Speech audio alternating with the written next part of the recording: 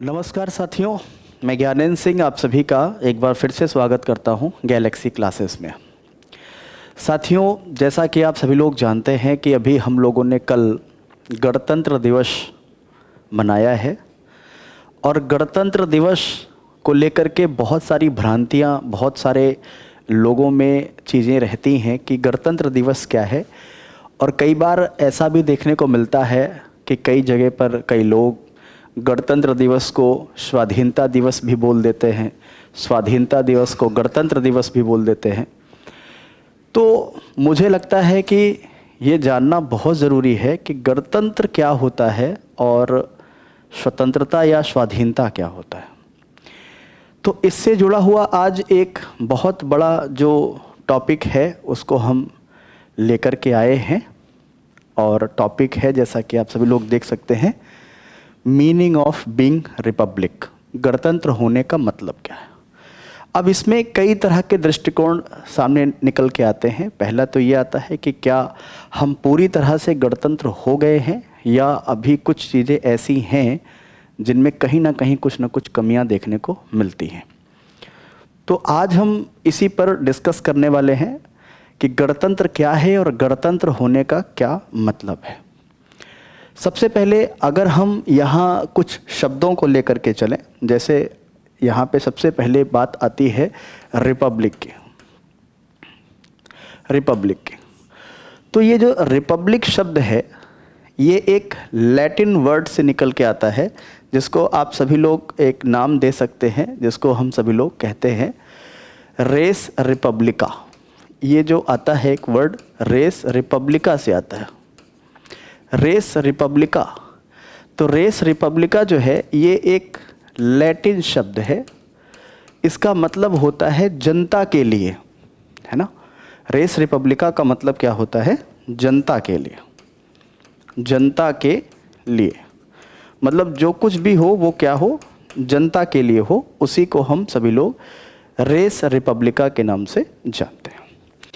अब इस रिपब्लिका का मतलब या रिपब्लिक होने का मतलब क्या है? आखिर अगर आपसे प्रश्न किए जाते हैं कि रिपब्लिक क्या चीज़ है, तो रिपब्लिक होने के लिए कई सारी चीज़ों का होना बहुत ज़रूरी होता है। पहला पॉइंट इसका क्या आता है कि जो हेड ऑफ स्टेट हो वो एक इलेक्टेड होना चाहिए, इलेक्टेड बॉडी होना चाहिए।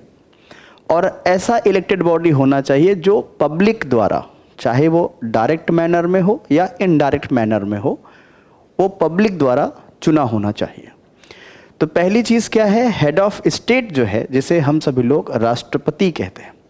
देखें, पहली बात तो आप ध्यान रखें कि पॉलिटिकल साइंस की दुनिया में स्टेट का मतलब होता है एक देश।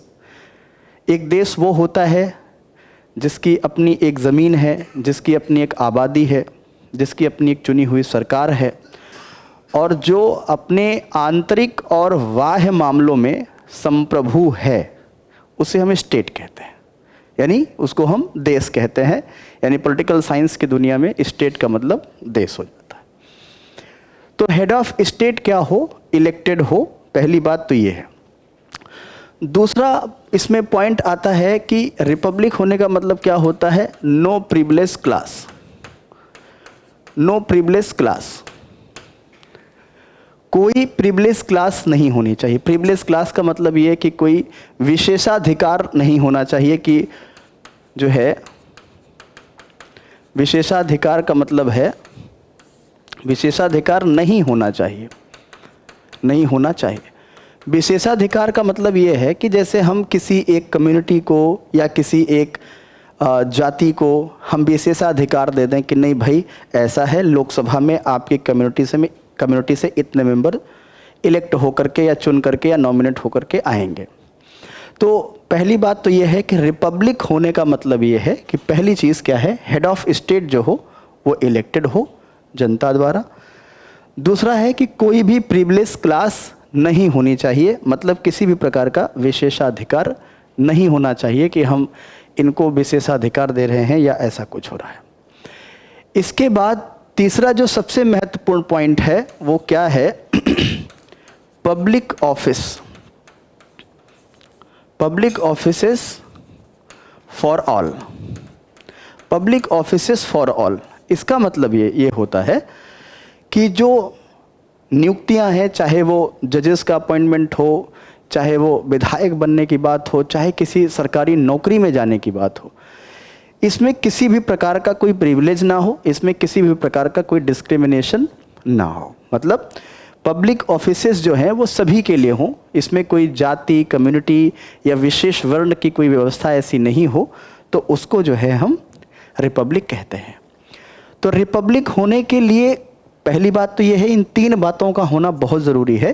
पहली बात तो ये आती है कि हेड ऑफ स्टेट जो है वो क्या होगा, इलेक्टेड होना चाहिए।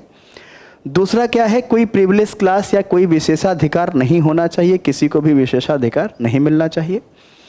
और तीसरा क्या है कि पब्लिक ऑफिसेस क्या हो, पब्लिक ऑफिसेस क्या हो, वो सभी के लिए ओपन हो। ठीक है। और चौथी बात हम यहाँ पे कह सकते हैं कि चौथी बात क्या है कि पॉपुलर सॉवरेंटी हो, पॉपुलर सॉवरेंटी हो, पॉपुलर सॉवरेंटी, और वो भी कैसी हो। पॉपुलर सॉवरेंटी का मतलब ये हो कि जो संप्रभुता है वो जनता में हो, संप्रभुता जो है, संप्रभुता जनता में हो, संप्रभुता जनता में हो। अब अगर आप देखेंगे तो चौथा पॉइंट और पहला पॉइंट लगभग एक जैसा है। संप्रभुता जनता में कैसे होगी, जब वो अपने देश के राष्ट्राध्यक्ष का चुनाव करेगी। तो इसका मतलब क्या है, संप्रभुता जनता में है। इसीलिए आप जब भारत के संविधान को आप पढ़ते हैं तो भारत के संविधान में जब प्रियम्बल में आते हैं आप, तो उसमें ये कहते हैं कि हम भारत के लोग, यानी we the people of India, Bharat की सॉवरेंटी के लिए ऐसा करेंगे। ठीक है ना। तो जो जनता में है शक्तियाँ, वही है संप्रभुता, या वही है आपकी रिपब्लिक या रिपब्लिका या रेस रिपब्लिका जिसको आप कहते हैं। ठीक है। तो आइए आगे हम देखते हैं, इतना आपके समझ में आ गया होगा। चले अगले पॉइंट पर चलते हैं। अगला पॉइंट क्या है, 3 तिथियों से हम चीज़ों को समझते हैं। अगर हम गणतंत्र दिवस की या स्वतंत्रता दिवस की जब बात करते हैं तो कई बार ऐसा होता है, लोगों में कन्फ्यूजन होती है कि आखिर इन सब में अंतर क्या है। तो हम इन 3 तिथियों से जानेंगे कि इनमें क्या क्या चीज़ें हैं। पहला है 15 अगस्त 1947, दूसरा है 26 नवंबर 1949 और तीसरा है 26 जनवरी 1950। अब ये अगर आप तैयारी कर रहे हैं, एसएससी की तैयारी कर रहे हैं या यूपीएससी की तैयारी कर रहे हैं, तो मुझे लगता है कि इन सब तिथियों के बारे में कोई आपको समस्या नहीं होगी। लेकिन थोड़ी बहुत समस्या कुछ रह जाती है या कोई कन्फ्यूजन रह जाता है, तो उसको दूर कर सकते हैं यहाँ से। ठीक है। तो पहली बात तो ये आती है कि 15 अगस्त 1947 ये है हमारा इंडिपेंडेंस डे, जिसको हम सभी लोग कहते हैं, जिसको हम कहते हैं स्वतंत्रता दिवस। स्वतंत्रता दिवस ये हमारा हो जाता है। ठीक है। इस बात का ध्यान रखेंगे। स्वतंत्रता दिवस ये हम मनाते हैं 15 अगस्त 1947 को। ठीक है। दूसरा हमारे लिए जो इम्पोर्टेंट डे है वो है हमारा 26 जनवरी, जिसमें हम सभी लोग गणतंत्र दिवस के रूप में इसको हम मनाते हैं कि 26 जनवरी को हम क्या हुए थे, रिपब्लिक हुए थे, यानी गणतंत्र हुआ था हमारा देश, इसलिए हम गणतंत्र दिवस मनाते हैं। ये 2 बातें सबको क्लियर हो जानी चाहिए कि 15 अगस्त जिस दिन हमें स्वाधीनता मिली थी, हम इस दिन को स्वतंत्रता दिवस के रूप में मनाते हैं। 26 जनवरी को हमारे देश का संविधान लागू हुआ था, इसलिए हम इसको गणतंत्र दिवस के रूप में मनाते हैं। 26 जनवरी 1949 ये वो तारीख है जिस दिन हमारे संविधान के निर्माण का कार्य पूरा हुआ था। आप सभी लोग जानते हैं कि दिसंबर 1946 से नवंबर 1949 के बीच लगभग अगर आप देखें तो 3 सालों में हमारे संविधान का निर्माण पूरा हुआ। तो 26 नवंबर ये वो तिथि है जिस दिन हमारे देश के संविधान का निर्माण पूरा हुआ। एक बार मैं फिर से उस प्रियम्बल के बारे में आपको बोलना चाहूँगा कि आप जब प्रियम्बल पढ़ते हैं तो उस प्रियम्बल में आप देखेंगे तो लास्ट में ये लिखा है कि आज दिनांक 26 नवंबर 1949 को हम इस संविधान को आत्मार्पित और अंगीकृत करते हैं, यानी एडॉप्ट करते हैं और इनैक्ट करते हैं। ठीक है। तो 26 नवंबर 1949, एक चीज़ और भी ध्यान रखें, 26/11 का जो संबंध आता है, एक और भी संबंध है। जैसे आपने सुना होगा 2008 में मुंबई हमला पाकिस्तान की तरफ से हुआ था, जिसमें ताज होटल, नरीमन हाउस, ये तमाम जगह पर इन्होंने ब्लास्ट किए थे। तो 26/11 महत्वपूर्ण तिथि है। इससे भी कहीं ज़्यादा महत्वपूर्ण तिथि ये है कि 26/11/1949 को हमारा संविधान निर्माण पूरा हुआ था। तो इस दिन हम मनाते हैं कॉन्स्टिट्यूशन डे, कॉन्स्टिट्यूशन डे, या इसको हम सभी लोग कहते हैं संविधान दिवस। ध्यान रखें इस बात का, संविधान दिवस। इस दिन हम मनाते हैं संविधान दिवस। अब ये संविधान दिवस क्या है, गणतंत्र दिवस क्या है, इसको हम आगे जानेंगे एक एक करके, ठीक है। चलिए, तो यहाँ तक आपको समझ में आ गया होगा थोड़ा मोटा मोटा।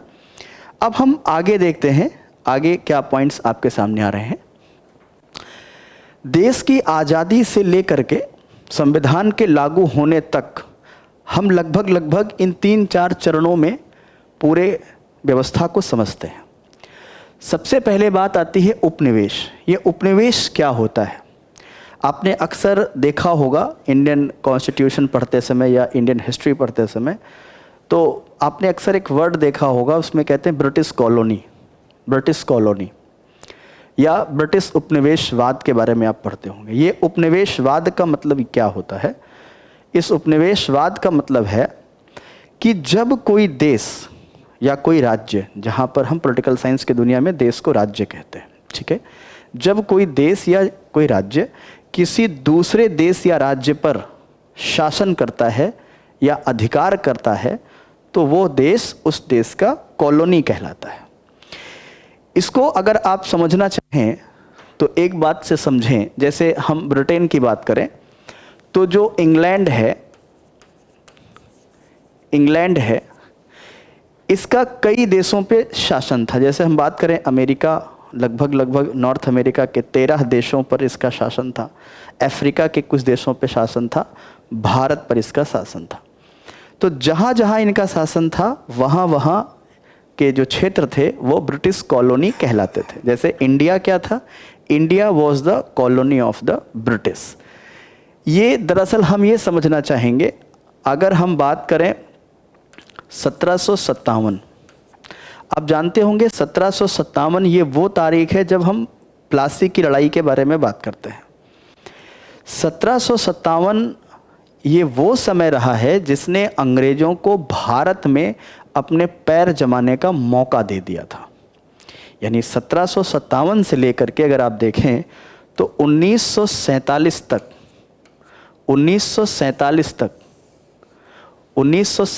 तक जो है, इंडिया जो है वो इंग्लैंड की डिपेंडेंसी था। इंडिया इंग्लैंड की कॉलोनी, या जिसको आप कहते हैं डिपेंडेंसी था, है ना। डिपेंडेंसी का मतलब ये होता है कि उसका किसी देश पर शासन होना या कोई देश किसी देश के अधीन होना, उसी को हम डिपेंडेंसी कहते हैं।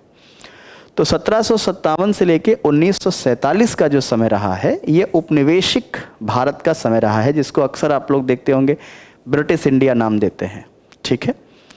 तो इंग्लैंड का शासन भारत पे था, इसलिए India was the colony of the British, ठीक है। अब इसमें एक बात और समझते हैं कि उपनिवेश या उपनिवेशवाद दोनों में अंतर है थोड़ा सा। उसी चीज़ का जब विस्तार करते हैं तो वो उपनिवेशवाद हो जाता है। तो इंडिया इंग्लैंड की कॉलोनी था कब से कब तक? 1757 से लेके 1947 तक, ठीक। अब इसके बाद दूसरा नंबर क्या आता है? संरक्षित राज्य, या जिसको हम बोलते हैं प्रोटेक्टोरेट। प्रोटेक्टोरेट स्टेट क्या होते हैं, संरक्षित राज्य क्या होते हैं? जैसे मान लेते हैं, संरक्षित राज्य का मतलब, इसको एग्जाम्पल से समझते हैं थोड़ा सा। एग्जाम्पल क्या लेते हैं? जैसे एक स्टेट है या एक स्टेट था जिसको हम सभी लोग सिक्किम के नाम से जानते हैं। आप सभी लोग जानते हैं कि सिक्किम को 36वें और 35वें संशोधन के तहत, 35वें और 36वें संशोधन के तहत जो है भारत का हिस्सा बनाया गया। दरअसल सिक्किम क्या था? सिक्किम एक प्रोटेक्टोरेट स्टेट था। प्रोटेक्टोरेट स्टेट का मतलब क्या होता है? संरक्षित राज्य। भारत कभी अंग्रेजों का संरक्षित राज्य नहीं रहा है, इस बात का ध्यान रखें। सिक्किम जो है वो एक संरक्षित राज्य के रूप में था। संरक्षित राज्य का मतलब ये होता है कि जैसे मान लेते हैं एक स्टेट है, मान लेते हैं स्टेट 1, ठीक है, मान लेते हैं कि स्टेट है स्टेट 1 और दूसरा एक स्टेट है जिसका नाम है स्टेट 2। अब ये स्टेट 2 जो है स्टेट 1 का सुजरेंटी है, ध्यान रखें, सॉवरेंटी नहीं, सुजरेंटी। सुजरेंटी का मतलब जो कुछ आधिपत्य करता है, थोड़ा बहुत क्षेत्रों पर अधिकार करता है, उसको सुजरेंटी कहते हैं। तो स्टेट 1 और स्टेट 2, यहाँ पे आप समझें कि स्टेट 2 जो है स्टेट 1 का क्या है? संरक्षित राज्य है। अब इसको इस प्रकार से समझें, जैसे मान लें कि स्टेट 1 ने स्टेट 2 से कहा कि देखिए भैया ऐसा है, हम आपको डिफेंस के मामले में सपोर्ट करेंगे, आप अपनी सेना मत रखिए, हम आपको डिफेंस के मामले में सपोर्ट करेंगे, हम आपको एक्सटर्नल अफेयर के मामले में सपोर्ट करेंगे। यानी आप कोई विदेशी संबंध व्यक्तिगत तौर पर मत बनाइए, हम विदेशी संबंध बनाएंगे, हम विदेशियों से संबंध बनाएंगे और हमारे विदेशी संबंध से आपकी विदेशी संबंध का प्रॉब्लम सॉर्ट आउट हो जाएगा। मतलब आप देख सकते हैं कि इस स्टेट ने इस स्टेट के कुछ अधिकारों को अपने पास रख लिया, बाकी सारे अधिकार स्टेट 2 के पास है, अपनी सरकार को चुनने का, अपना शासन चलाने का, ये सारा अधिकार जो है वो स्टेट 2 के पास है। अगर आप देखें तो स्टेट 2 के पास सारे अधिकार हैं, अपनी सरकार चुनने का, अपनी न्याय व्यवस्था बनाने का, अपनी चीज़ों को कैसे रेगुलेट करना है, ये सारे के सारे अधिकार जो हैं स्टेट 2 के पास हैं। लेकिन अगर हम डिफेंस के मामले में, एक्सटर्नल अफेयर्स की बात करेंगे इसके मामले में, या थोड़ा बहुत कम्युनिकेशंस की बात करेंगे जिसको हम संचार कहते हैं, ठीक है, इन मामलों का जो अधिकार रहेगा वो किसके पास रहेगा? स्टेट 1 के पास रहेगा। तो इसका मतलब क्या समझ में आया कि state 2 is a protectorate state of state 1। ये आप समझ में आ गया होगा। जैसे एग्जाम्पल के तौर पर सिक्किम का मैंने एग्जाम्पल लिया, 1975 से पहले सिक्किम जो है वो भारत का क्या था? एक प्रोटेक्टोरेट स्टेट था। मतलब सिक्किम की सुरक्षा की जिम्मेदारी, सिक्किम के विदेशी संबंध की जिम्मेवारी, सिक्किम के कम्युनिकेशंस की जिम्मेवारी भारत के पास थी, ठीक है। उसके बाद फिर आपने देखा कि सिक्किम जो है वो भारत में शामिल हो जाता है। तो एक तो बात यहाँ से ये निकल के आती है, ठीक है। चलिए, इसके बाद अगला पॉइंट क्या निकल के आता है? डोमिनियन। डोमिनियन क्या होता है? आपने भारत के इतिहास में बहुत ज़्यादा इस चीज़ को पढ़ा होगा, डोमिनियन स्टेटस के बारे में पढ़ा होगा। आप जब बात करते हैं कि कुछ कांग्रेस अधिवेशन की बात करते हैं या कहीं पर ऐसी बात देखते हैं तो अक्सर ऐसा देखने को मिलता था कि जब देश की आज़ादी को लेकर तमाम प्रकार के आंदोलन चल रहे थे लेकिन देश को आज़ादी नहीं मिल पा रही थी, तो इन सब चीज़ों से बचने के लिए तमाम सभी लोगों का ये मानना था कि हमें एक डोमिनियन स्टेटस ही दे दिया जाए, उसी में ही हम काफ़ी हैं। डोमिनियन स्टेटस में क्या होता है, यहाँ फिर हम एक बात समझेंगे। जैसे मान लेते हैं एक स्टेट 1 है और दूसरा है स्टेट 2, ठीक है, या इंडिया को मान लें और इंग्लैंड को मान लें। 1 मिनट के समझने के लिए यहाँ पे हम इंडिया कर सकते हैं और यहाँ पे हम इंग्लैंड कर सकते हैं, आपके समझ में आ जाएगा अभी थोड़ी देर में। डोमिनियन का मतलब ये होता है कि स्टेट 2 के पास सारे अधिकार होंगे। स्टेट 2 के पास सारे अधिकार होंगे। जैसे क्या क्या अधिकार होंगे? अपने इलेक्शन के अधिकार होंगे, अपने जुडिशरी के अधिकार होंगे, अपने जॉब के अधिकार होंगे। मतलब कुल मिलाकर के आप देख सकते हैं कि स्टेट 2 के पास सारे अधिकार हैं। मतलब डोमिनियन में अपनी आर्मी भी रख सकते हैं, अपना एक्सटर्नल अफेयर भी, आप विदेशी संबंध भी आप रख सकते हैं। मतलब स्टेट 2 के पास सारे अधिकार सारे अधिकार रहेंगे।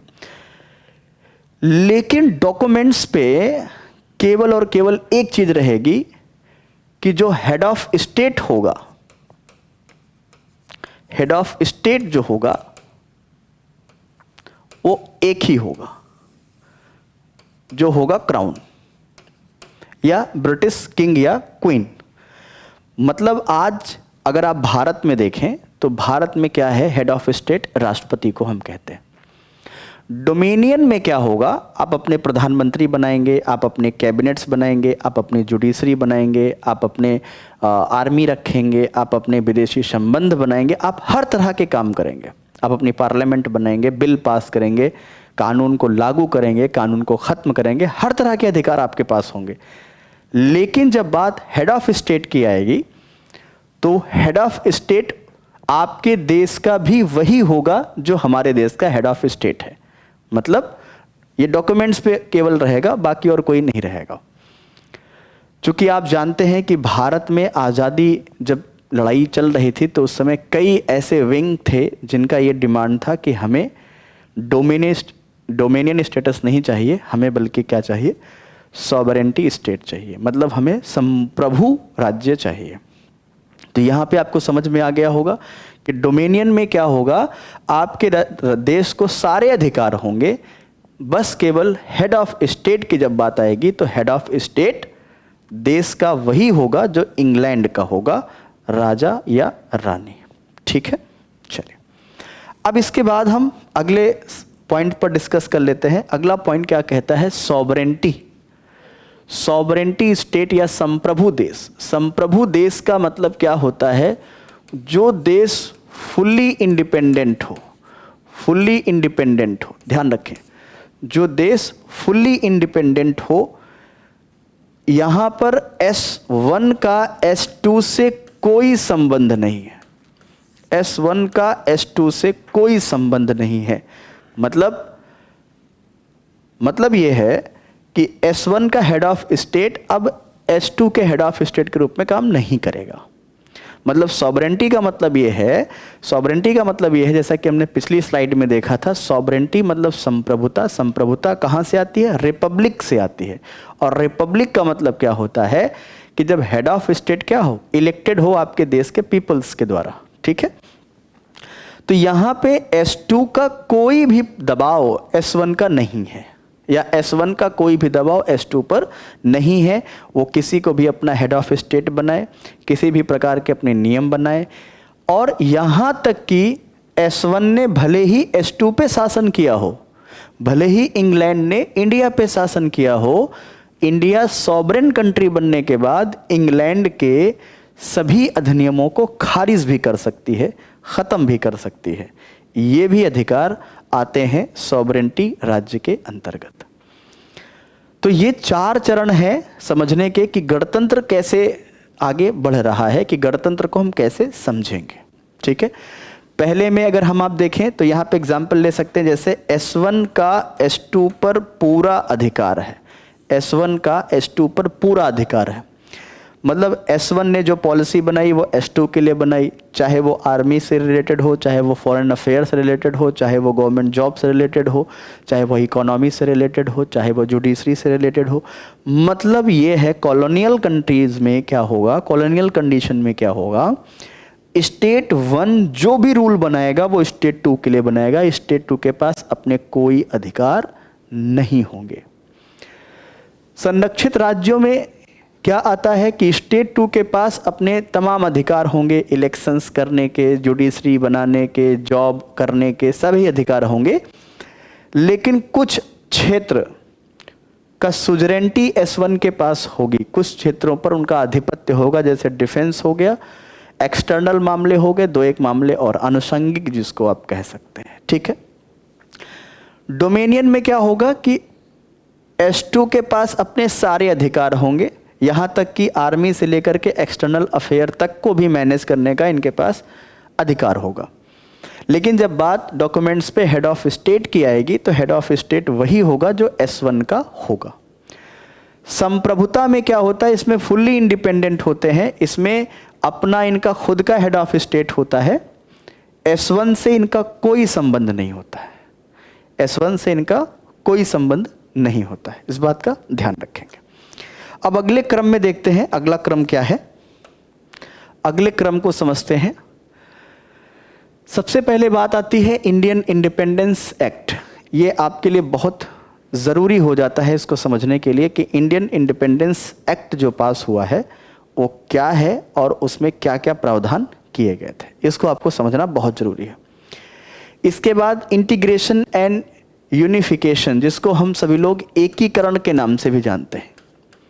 अब ये एकीकरण किसका हो रहा है? राज्यों का, राज्यों का, राज्यों का। आप सभी लोग जानते हैं कि 1947 में करीब करीब 565 ऐसी इंडिजीनियस रियासतें थीं जिनका एकीकरण भारत में करना बहुत ज़रूरी था। ठीक है। मेकिंग ऑफ कॉन्स्टिट्यूशन, संविधान को बनाने की जो प्रक्रिया थी, 26 नवंबर 1949 और 26 जनवरी 1950, ये हम इनके मायने समझने वाले हैं एक एक करके। तो ये 5 चरण ऐसे हैं जिनको आपको समझना है कि भारत के संविधान को बनाने में कैसे कैसे क्या क्या भूमिकाओं का आवश्यकता पड़ी थी। इसमें सबसे पहले बात आती है इंडियन इंडिपेंडेंस एक्ट 1947। इसमें अगर हम देखें तो उन दिनों इंग्लैंड में बहुत सारे परिवर्तन देखने को मिले, जैसे विंस्टन चर्चिल चुनाव हार गए और इंग्लैंड के प्रधानमंत्री बन जाते हैं क्लीमेंट एटली। क्लीमेंट एटली और उस टाइम पर जो लॉर्ड वेबल जो वायसराय थे, उन सब ने जो घोषणाएं की थी, दोनों अलग अलग घोषणाएं थी कि हम 1948 तक भारत को आज़ाद कर देंगे, जुलाई 1948 तक भारत को आज़ाद कर देंगे। लेकिन कुछ ऐसी परिस्थितियां बनी कि 1948 से एक साल पहले ही हमारे देश को आज़ादी मिल जाती है। हुआ ये था कि इंडियन इंडिपेंडेंस एक्ट जो बिल था, ये 18 जुलाई 1947 को पास हुआ। 18 जुलाई 1947 को ये पास हुआ। ये अधिनियम जो है 18 जुलाई 1947 को ये पास हुआ और 18 जुलाई 1947 पास होने का मतलब ये है कि इस पर जो इंग्लैंड के जो राजा थे, जॉर्ज 6 जिनको आप कहते हैं, उन्होंने सिग्नेचर किया।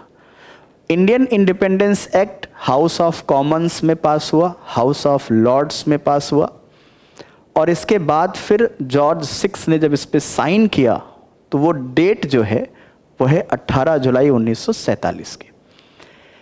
18 जुलाई 1947 को जॉर्ज 6 ने साइन किया। इससे पहले एक छोटी सी घटना होती है और वो घटना क्या होती है? डिवीज़न की। वो डिवीज़न आप समझेंगे। डिवीज़न की जो घटना होती है इंडिया और पाकिस्तान का, ये जो डिवीज़न होता है ये इस अधिनियम के आने के करीब करीब 1 महीने पहले, या यूँ कहें करीब करीब 25 दिन पहले या 20 दिन पहले हुई थी। डिवीज़न इंडिया और पाकिस्तान के बीच में जो हुआ था वो 3 जून 1947 को हुआ था। 1947 में, ध्यान रखेंगे, 1947 में 3 जून 1947 को भारत और पाकिस्तान के डिवीज़न पर हस्ताक्षर हुए थे, जिस पर मोहम्मद अली जिन्ना और पंडित जवाहरलाल नेहरू ने सिग्नेचर किए थे। यानी जो डिवीज़न का जो डेट था वो 3 जून 1947 का था। इसी दिन क्या हुआ? भारत और पाकिस्तान 2 देश या 2 राज्य बनेंगे, ये उसी दिन निर्णय ले लिया गया था। उसी के करीब करीब आप देखेंगे करीब करीब सवा महीने के बाद 18 जुलाई 1947 को ब्रिटिश पार्लियामेंट में ये बिल पास हुआ, इंडियन इंडिपेंडेंस एक्ट 1947। और इस बिल में एक बात ये लिखी गई थी, day of commencement. Day of commencement, ध्यान रखें, day of commencement. Day of commencement का मतलब क्या होता है?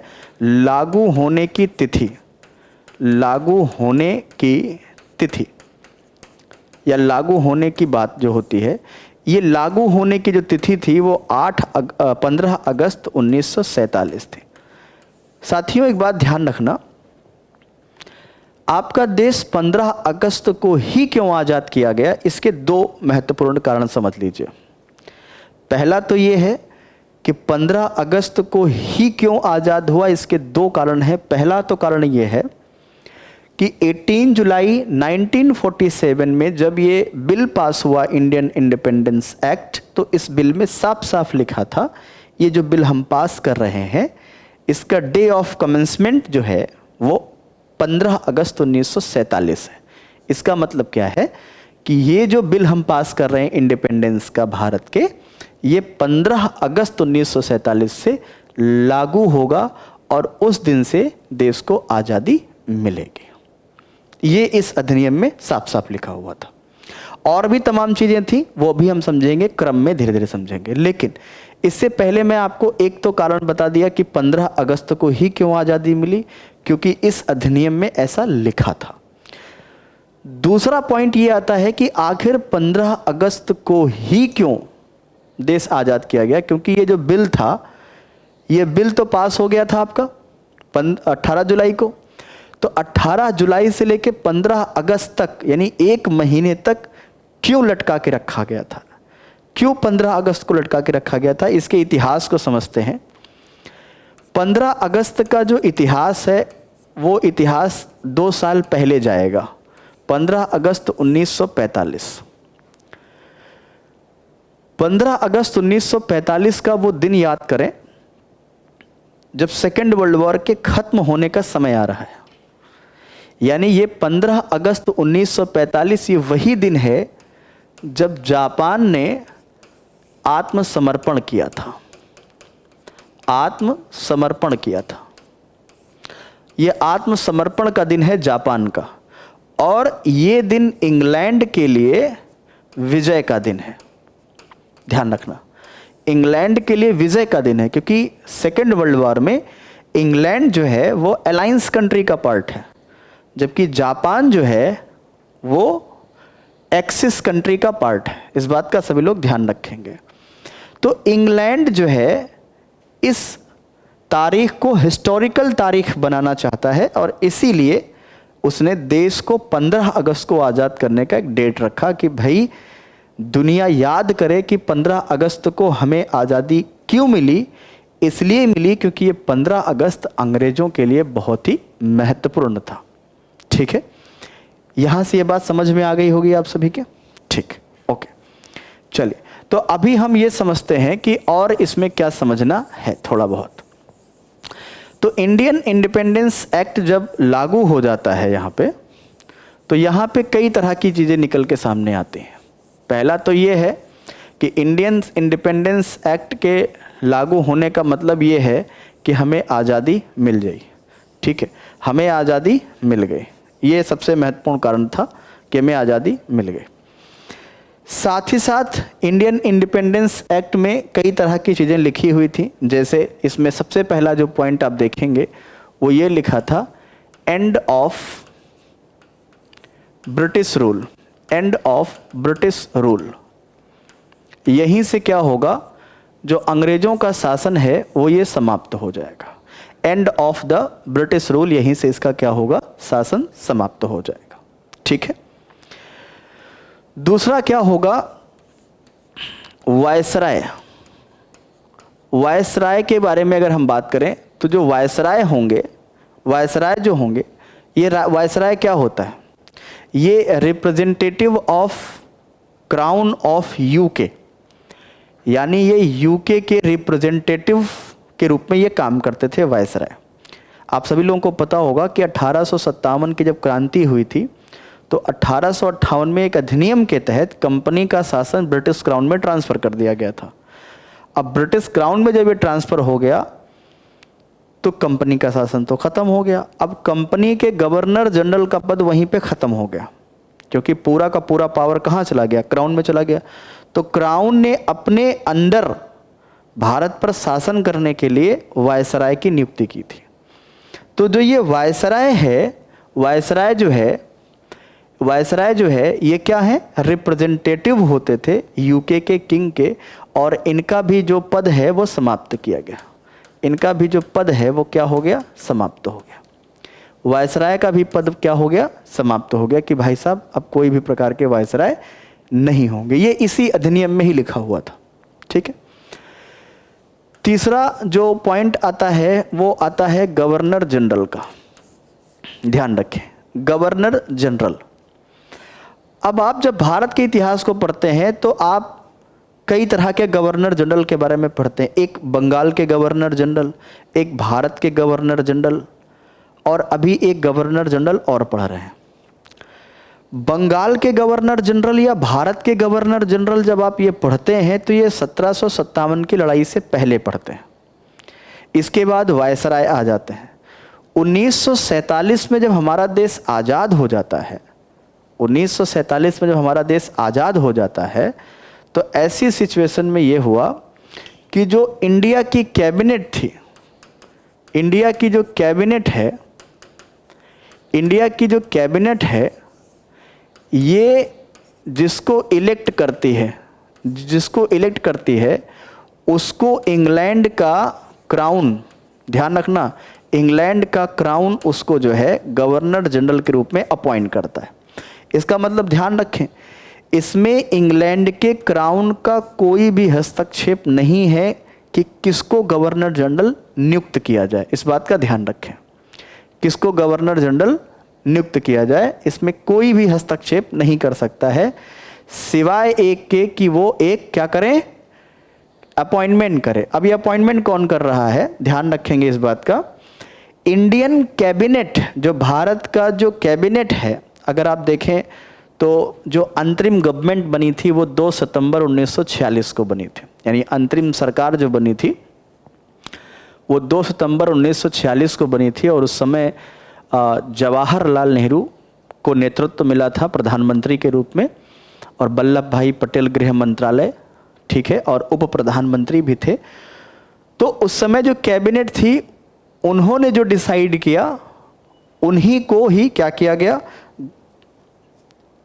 यूके के क्राउन के द्वारा उनको गवर्नर जनरल नियुक्त किया गया। एक तो पॉइंट यहां पे ये निकल के आ जाता है।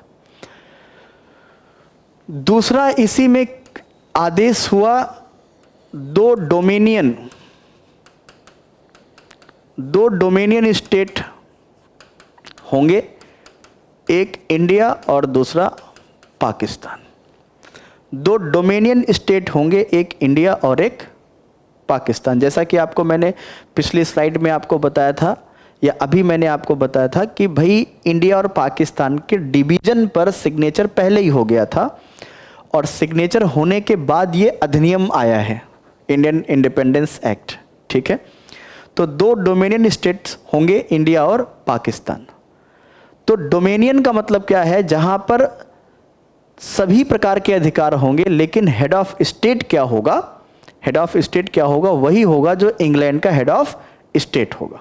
ठीक है, अब ध्यान रखें 15 अगस्त 1947 से लेकर के 15 अगस्त 1947 से लेकर, अगर आप समझें इस बात को, 1947 से लेकर के 25 जनवरी 1950 तक, 25 जनवरी 1950 तक जो है भारत एक डोमिनियन स्टेट रहा है। भारत क्या रहा है, इंडिया जो है वॉज डोमिनियन। ध्यान रखें, इंडिया जो है वो क्या है, एक डोमिनियन है। इस बात का ध्यान रखेंगे।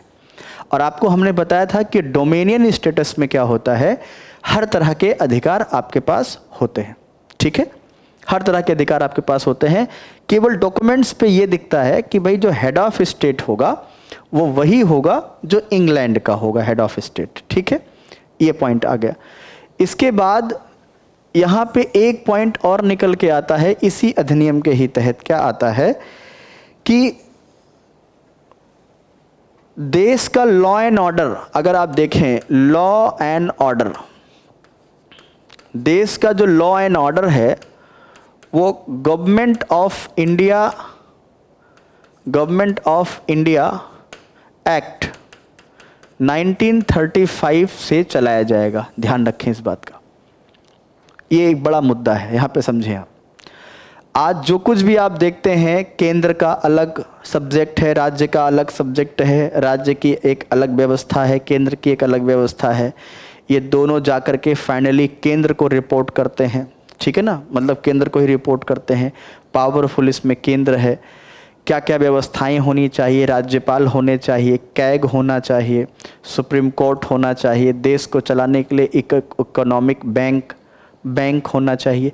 ये सारी की सारी जो व्यवस्था आज आप देख रहे हैं, वो सभी के सभी 1935 अधिनियम से है। अक्सर जब आप इंडियन कॉन्स्टिट्यूशन आप पढ़ते हैं तो आपके दिमाग में एक प्रश्न आता है कि हमारा देश 1947 में आज़ाद हुआ, संविधान 1950 में लागू हुआ, लेकिन इनके बीच जो गैप रहा, उस गैप में हमारे देश का जो शासन है वो किस तरह से चलाया गया। तो वो जो शासन है वो 1935 अधिनियम से ही चलाया गया था। बच्चों एक बात ध्यान रखना कि 1935 का अधिनियम जो है ये बहुत बड़ा अधिनियम था और लगभग इसमें से 200 आर्टिकल ऐसे हैं जिनको हमारे कॉन्स्टिट्यूशन में हूबहू कॉपी करके रखा गया है। मतलब हूबहू इनको रखा गया है, मतलब 200 ऐसे आर्टिकल हैं जो यहाँ से कॉन्स्टिट्यूशन में रखे गए हैं।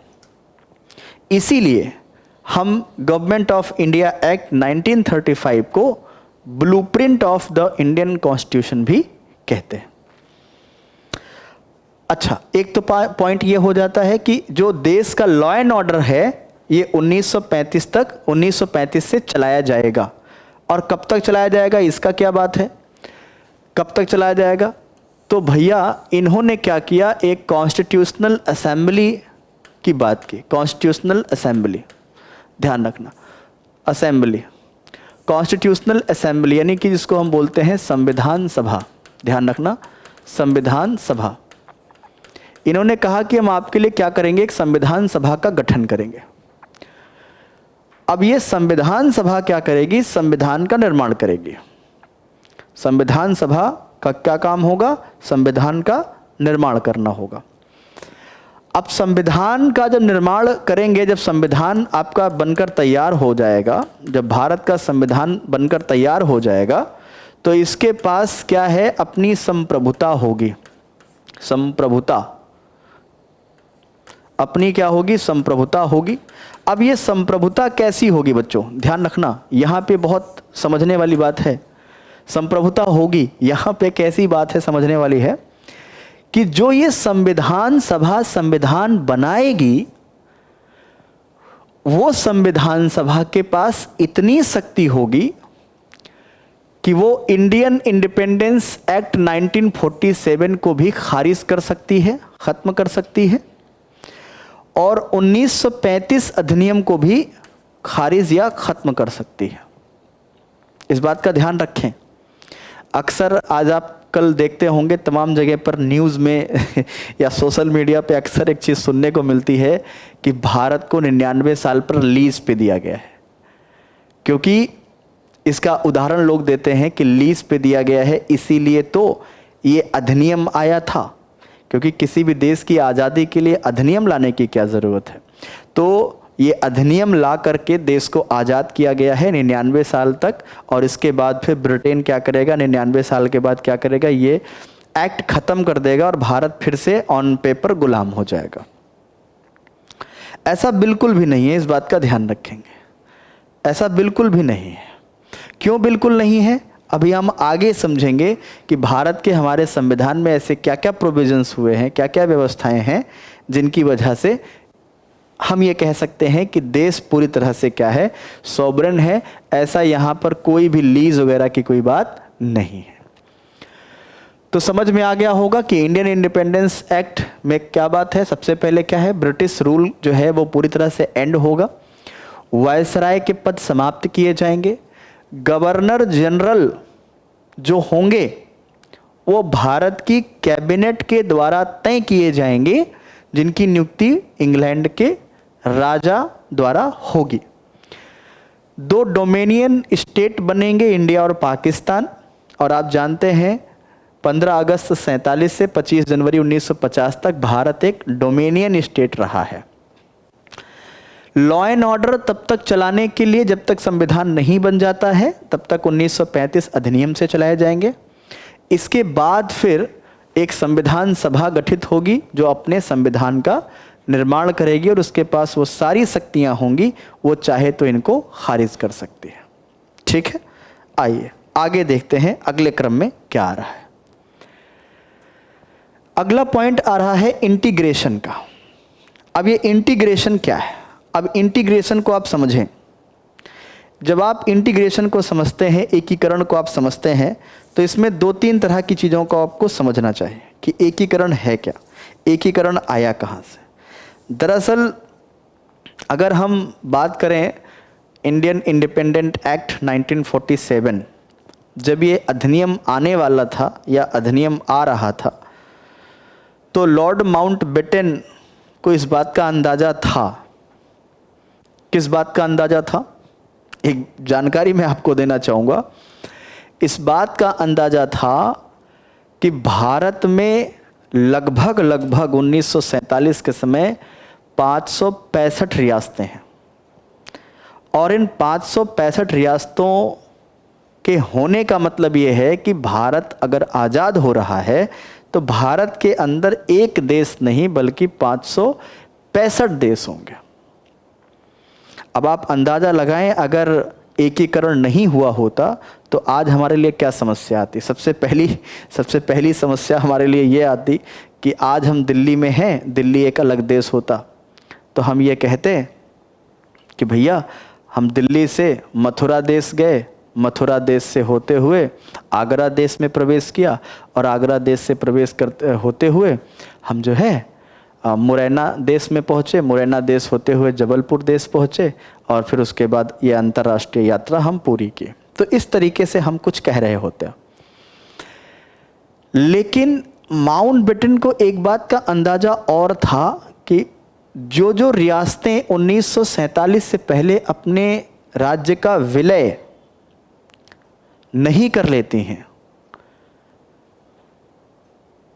क्योंकि अगर आप देखें तो ये संक्रमण काल एक ऐसा समय रहा है जिस समय एक बहुत बड़ी समस्याओं से जूझ रहे थे तमाम सारी रियासतें। तो बेटन का ये मानना था कि जो रियासतें 1947 से पहले यानी कि 15 अगस्त 1947 से पहले विलय नहीं कर लेती हैं, चाहे वो पाकिस्तान के साथ या भारत के साथ विलय नहीं कर लेती हैं, तो ये मान के चलो कि इनमें बहुत ज़्यादा युद्ध होंगे अपने अपने बॉर्डर को बढ़ाने के लिए, एक्सपेंड करने के लिए। तो उन दिनों अगर आप देखें तो लगभग कई ऐसे राज्य थे जिनका तो आसानी से एकीकरण हो जाता है। उसमें सबसे बड़ी जो बात आती है वो बात आती है सरदार पटेल की। सरदार पटेल, अब अगर आप इनके बारे में आप देखें तो सरदार पटेल को मिनिस्ट्री ऑफ होम अफेयर भी दिया गया था, मिनिस्ट्री ऑफ होम अफेयर भी दिया गया था। साथ ही साथ ये वाइस पीएम भी थे, आपके देश में वाइस पीएम भी थे। इसके अलावा इनको रियासत मंत्रालय विभाग का भी प्रमुख बनाया गया था। इनको जो है रियासत विभाग का हेड बनाया गया था, रियासत विभाग का इनको हेड भी बनाया गया था कि भाई आप एक काम करिए, आप जो है इन सभी रियासतों का विलय भारत में करिए। सरदार पटेल के साथ इस रियासत के जो सचिव थे, सेक्रेटरी थे, वो थे वीपी मेनन साहब थे। तो इन दोनों की बड़ी भूमिका रही है एकीकरण में, जिनमें सबसे प्रमुख भूमिका के रूप में सरदार वल्लभ भाई पटेल को हम याद करते हैं। सरदार वल्लभ भाई पटेल ने भारत का एकीकरण ठीक वैसे ही किया जैसे आप विश्व इतिहास में पढ़ते हैं कि इटली का एकीकरण गैरीबाल्डी और मैज़नी ने किया था। जर्मनी का एकीकरण जैसे मैकियावेली ने किया था, ठीक वैसे ही कुछ भारत का भी एकीकरण जो है सरदार वल्लभ भाई पटेल ने किया। और इसीलिए कई बार सरदार वल्लभ भाई पटेल को भारत का भी मैकियावेली कहा जाता है। सरदार वल्लभ भाई पटेल और अगर नेहरू का हम तुलनात्मक विश्लेषण करें तो दोनों में एक छोटा सा अंतर और एक बड़ा सा अंतर देखने को पाएंगे। और छोटा अंतर ही वो क्या है, वो बड़ा अंतर है। छोटा अंतर क्या है? नेहरू एक आदर्शवादी, एक उदारवादी सोच के व्यक्ति हैं। सरदार पटेल इन सब चीज़ों से परे। सरदार पटेल का ये मानना है टिट फॉर टैट, जो जैसा है उसके साथ वैसा व्यवहार। नेहरू और पटेल की इन्हीं विचारधाराओं की वजह से भारत के अंदर तमाम सारी जो समस्याएं थीं वो सॉल्व भी हुई, लेकिन एक समस्या ऐसी थी जो गले की फांस बन गई, और वो समस्या थी जम्मू कश्मीर की समस्या। अभी हम एक एक करके देखेंगे, क्योंकि ध्यान रखें कि सरदार पटेल ने जब एकीकरण किया तो उन दिनों कहा जाता है कि लगभग 565 रियासतें थीं। अगर हम पाकिस्तान के कुछ रियासती क्षेत्रों को छोड़ दें तो लगभग 530, अगर हम बात करें लगभग 530 रियासतें जो थीं वो इंडिया के अंदर थीं। अब 530 रियासतों को भारत में मिलाना ये कोई कंचे खेलने वाली बात नहीं है, ये बड़ी बात है। और ये जिम्मेदारी किसको सौंपी गई? सरदार वल्लभ भाई पटेल को। क्योंकि जब तक देश का एक मुकम्मल नक्शा तैयार नहीं होगा तब तक भारत के संविधान और उसकी जो दिशा है वो तय नहीं हो पाएगी। इसलिए ये बहुत ज़रूरी था कि इन रियासतों को भारत में मिलाया जाए। सरदार वल्लभ भाई पटेल के बारे में जब बात आती है कि इन्होंने एकीकरण किया, तो आप एक बात ध्यान में अपने बिठा लीजिए कि इतना आसान नहीं था। कई जगह प्यार मोहब्बत से लोगों को समझाया गया, समझ गए। कई जगह पर धमकियां भी दी गई, और धमकी देने के बाद उन लोगों ने विलय किया। और कई बार क्या हुआ कि कुछ समझौते होकर के उनका विलय भारत में किया गया। तो लगभग सभी राज्यों का विलय कर लिया गया, लेकिन तीन ऐसे राज्य थे जिनका विलय अभी तक नहीं हो पाया था। एक जिसका नाम है जूनागढ़, से हम सौराष्ट्र, दूसरा था जम्मू कश्मीर, और तीसरा था हैदराबाद। ये 3 स्टेट ऐसे थे जो अभी भी भारत का हिस्सा नहीं बने थे। अब चूंकि ये तीनों अभी भी भारत का हिस्सा नहीं बने थे, अब ऐसे में एक समस्या ये थी कि इनको कैसे भारत में मिलाया जाए। एक बात ध्यान रखना, ये तो एक समस्या थी ही, इसके साथ ही साथ अगर आप एक चीज़ देखें तो भारत से कौन जा रहा था? भारत से इंग्लैंड जा रहा था, भारत से फ्रांस तो नहीं जा रहा था ना, भारत से पुर्तगाल तो नहीं जा रहा था ना। अब अगर आप देखें तो भारत के एक बड़े क्षेत्र पर, जो सबसे बड़ा क्षेत्र था, उस पर शासन अंग्रेजों का था। इसके बाद फिर इंडिजीनियस प्रिंसीज यानी देसी रियासतों का शासन था। भारत के लगभग 40% हिस्से पर इनका शासन था, देसी रियासतों का। और अगर हम एक बात कहें कि 1-2% क्षेत्र पर शासन जो है इन दोनों का था। अब आप एक बात ध्यान से समझें कि हमारे देश का संविधान बन रहा है, और समस्या ये है कि इंग्लैंड तो जा रहा है, लेकिन अभी फ्रांस और पुर्तगाल के जाने की कोई बात नहीं हो रही है। अब फ्रांस के पास क्या है? चंद्रनगर है, यनम है, माहे है, कराईकल है, और साथ ही साथ पुदुचेरी है। अब आप सभी लोग जानते होंगे कि चंद्रनगर वेस्ट बंगाल में पड़ता है, यनम आपका जो है आपका आंध्र प्रदेश के पास पड़ता है, माहे आपका केरल में पड़ता है, कराईकल और पुदुचेरी आपका तमिलनाडु में पड़ता है। ये मुकम्मल नक्शा ये है पुदुचेरी का पूरा। अब इन्हीं सबको मिलाकर के एक स्टेट बोलते हैं पौंडीचेरी। पुर्तगाल के पास अगर आप देखें तो दमन है, दीव है, दादर है और गोवा है। इनके पास ये सारे क्षेत्र हैं। आप देखें ये तमाम प्रकार की समस्याएं थी। अब एक और बड़ी समस्या थी जो इन सबसे बड़ी समस्या थी, वो समस्या ये थी कि देश की आज़ादी के बाद संविधान बनने तक भारत के दो ऐसे बड़े नेता थे जिनकी मृत्यु जल्दी हो गई। अगर इन दो नेताओं की मृत्यु संविधान बनने के 2-4-6 साल के बाद तक रही होती, मृत्यु नहीं हुई होती, जिंदा रहे होते, तो देश की स्थिति कुछ अलग होती। और ये दो बड़े नेता, एक महात्मा गांधी और दूसरे सरदार वल्लभ भाई पटेल। देश को आज़ादी मिलने के कुछ ही महीनों के बाद महात्मा गांधी जी चले गए, लेकिन करीब करीब 2 साल 2.5 साल वल्लभ भाई पटेल भारत में जीवित रहे।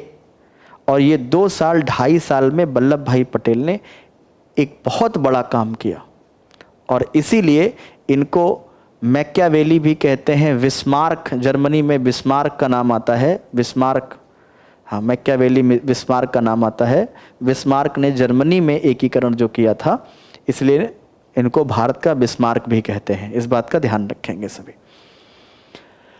अब समस्या ये थी कि ये 3 राज्य ऐसे थे जो भारत का हिस्सा नहीं बनना चाह रहे थे। अब इनको हम एक एक करके समझते हैं। अब एक एक करके आप समझें। अब इनको समझना है आपको। कैसे समझेंगे? जब आप जूनागढ़ की बात करते हैं, जब आप हैदराबाद की बात करते हैं, जब आप जम्मू कश्मीर की बात करते हैं, तो तीनों की जो लाइन है वो एक दूसरे में चिपकी हुई है। मतलब एक सॉल्व करने जाओ, दूसरा खड़ा हुआ है, दूसरे को सॉल्व करने जाओ, तीसरा मामला खड़ा हुआ है। तो इस तरीके से ये तीनों जो रियासतें थी, ये एक दूसरे से इंटरलिंक्ड हैं। ये तीनों इंटरलिंक्ड हैं। इन तीनों को एक एक करके हमें समझना है। देखें, सबसे पहले जो बात आती है वो बात आती है जूनागढ़ की। जब आप जूनागढ़ की बात करते हैं, जूनागढ़ की आप जब बात करते हैं, तो जूनागढ़ में एक सबसे बड़ी जो समस्या थी वो क्या थी?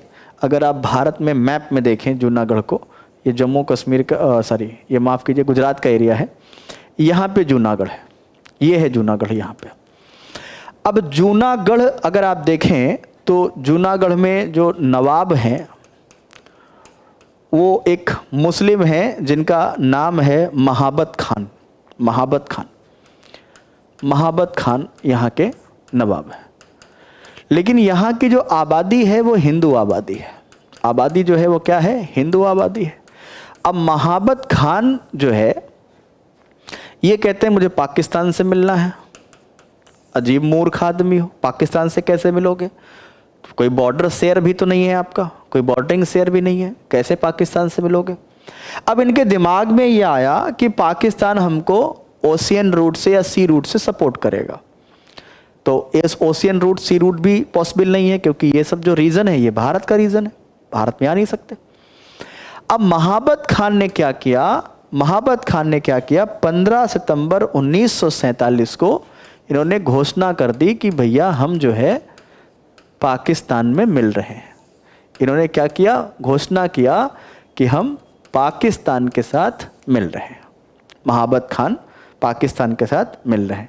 इनसे जुड़ा हुआ एक बड़ा थोड़ा सा ऐसा पैगाम निकल के सामने आता है कि महाबत खान जो है अपनी जनता को छोड़ करके, ये कुत्तों से बड़ा प्रेम करता था, ये अपने कुत्ते लेके पाकिस्तान भाग गया था।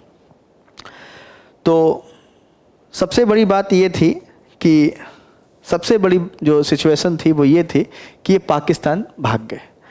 अब जब ये पाकिस्तान भाग गए तो जूनागढ़ के जो दीवान थे, अब आप देखें यहाँ पे जूनागढ़ के जो दीवान थे, यहाँ पे दीवान यूँ समझें कि मुख्यमंत्री की भूमिका में या प्रधानमंत्री की भूमिका में दीवान जो थे वो शहनवाज भुट्टो थे। शहनवाज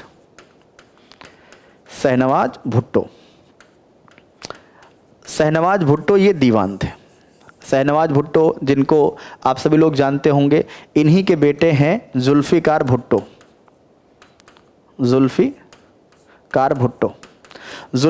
भुट्टो की बेटी कौन है? बेनज़ीर भुट्टो। और बेनज़ीर भुट्टो जो है, बेनज़ीर जो भुट्टो हैं, भुट्टो जो हैं, इन्हीं के बेटे कौन है? बिलावल भुट्टो। बिलावल भुट्टो, ये सीन समझ में आ गया होगा आप सभी को। यानी बिलावल भुट्टो और शहनवाज भुट्टो का अगर संबंध निकालना हो तो बिलावल भुट्टो की मम्मी के दादा, ठीक है, या यूं कहें बिलावल भुट्टो के ये पर नाना थे, ऐसे कहना चाहें समझ लें, ये पर नाना थे, ठीक है, ये पर नाना थे। तो शहनवाज भुट्टो जो है ये जूनागढ़ के नवाब महाबत खान के ये दीवान थे। अब इनको ये महसूस हुआ कि भाई जो मेरा जो नवाब था महाबत खान, ये तो पाकिस्तान भाग गया। तो दीवान जो शहनवाज भुट्टो साहब थे, इन्होंने भारत सरकार को पत्र लिखा, भारत सरकार को पत्र लिखा, और पत्र में इन्होंने कहा कि साहब एक काम करें, जूनागढ़ आपका ही है, क्योंकि यहाँ पर आबादी हिंदू आबादी है, इस लिहाज से ये आपका ही है, आप आएँ यहाँ पे और आप यहाँ पे अपना कब्जा कर लें। तो सरदार पटेल ने कहा अरे ऐसे कैसे कब्जा कर लें, क्योंकि सरदार पटेल को यह बात पता थी कि ये लोग जाएंगे कहाँ, और दूसरी बात ये है कि सबसे ज़्यादा आबादी हिंदुओं की है, तो जाएंगे कहाँ से। तो सरदार पटेल ने कहा कि नहीं ऐसे नहीं करेंगे, यहाँ पे हम क्या करेंगे, प्लीबिसाइट कराएंगे, जनमत संग्रह कराएंगे। क्या कराएंगे? जनमत संग्रह कराएंगे। तो जूनागढ़ का जो मामला था वहाँ पर क्या हुआ, जनमत संग्रह हुआ, जनमत संग्रह हुआ। अब साथियों एक बात का ध्यान रखना, जबकि यहाँ के जो मुख्यमंत्री हैं इन्होंने क्या कहा कि भाई साहब आप इसको आके कब्जा कर लीजिए, पटेल ने कहा नहीं ऐसे नहीं कब्जा करूँगा। तो यहाँ पे क्या करे, जनमत संग्रह कराए, और जनमत संग्रह जो हुआ है इनका वो जून 1948 में हुआ। और इस जनमत संग्रह में क्या हुआ कि 99% जो वोट थे वो इंडिया के पक्ष में पड़े। इससे क्या हुआ, दुनिया को भी एक मैसेज देना था कि भाई देखो ऐसा है कि हम साम्राज्यवाद में नहीं हैं। हमने प्लीबिसाइड कराया, वहाँ के लोगों से पूछा कि किसके साथ रहना चाहते हो, मतलब हमने किसी पर सुजरेंटी नहीं की, हमने किसी पर आधिपत्य या किसी को ऑक्युपाइड नहीं किया, हमने ज़बरदस्ती किसी पर शासन नहीं किया। वहाँ पे हमने क्या किया, प्लीबिसाइड करवाया, हमने जनमत संग्रह करवाया। तो इसलिए जो है यहाँ पे ये सिचुएशन बन जाती है। ये आपके समझ में आ गया होगा थोड़ा बहुत। तो जूनागढ़ का ये सीन था, और जूनागढ़ जो है ये भारत में जून 1948 में भारत का हिस्सा बन जाता है। इसी बीच मामला किसका आता है, हैदराबाद का आता है। अब हैदराबाद का जब मामला आता है बच्चों, तो ध्यान रखना एक बात का कि हैदराबाद का जब मामला यहाँ पे आता है तो हैदराबाद के जो नवाब थे उन्होंने भारत सरकार के साथ एक एग्रीमेंट किया 1947 में ही। 1947 में एक एग्रीमेंट होता है, और वो एग्रीमेंट होता है स्टैंड स्टिल एग्रीमेंट।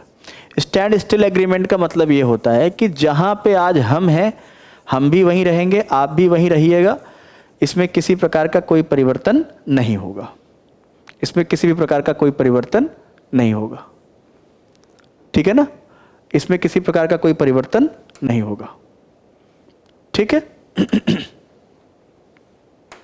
ओके, तो इस बात का ध्यान रखें।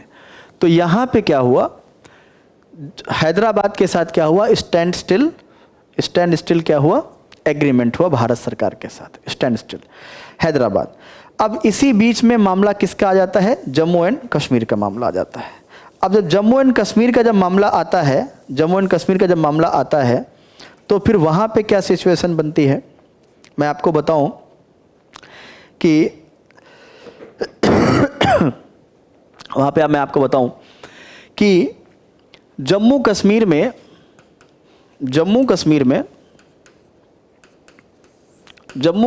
जो राजा हैं वो हरि सिंह है, लेकिन यहाँ की जो जनता है उसकी आबादी मुस्लिम है, आबादी जो है मुस्लिम है, ठीक है। अब हरि सिंह और लॉर्ड माउंटबेटन, मतलब कह सकते हैं एक अच्छे इनके बीच में मित्रवत व्यवहार थे, और कई बार ऐसा भी हुआ कि लॉर्ड माउंटबेटन ने इनको समझाया कि सर देखिए ऐसा है, जूनागढ़ और हैदराबाद ये दोनों बॉर्डरिंग स्टेट नहीं है, आप बॉर्डरिंग स्टेट हो। जम्मू कश्मीर क्या है? भारत पाकिस्तान के बीच का बॉर्डर है। लॉर्ड माउंटबेटन जून में, ध्यान रखना, जुलाई 1947 में इंडियन इंडिपेंडेंस एक्ट आता है, वो उससे पहले ही जून में 1947 में जब भारत पाकिस्तान का डिवीजन हो गया, तो जून 1947 में माउंटबेटन कश्मीर घाटी में जाते हैं, श्रीनगर पहुंचते हैं, वहां अपने दोस्त हरि सिंह से मिलते हैं। हरि सिंह से कहते हैं कि सुनो भैया, ऐसा है, आप या तो भारत के साथ मिल जाओ या आप पाकिस्तान के साथ मिल जाओ, नहीं तो ये दोनों जो देश हैं ये आपस में लड़ेंगे और बीच में आप पिसोगे।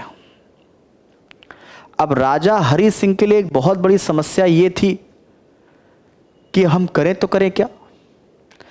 इससे पहले एक छोटी सी घटना आपको बताता हूं कि 1947 से करीब करीब साल 2 साल पहले हुआ क्या था। आपने एक नाम सुना होगा शेख अब्दुल्ला का। शेख अब्दुल्ला,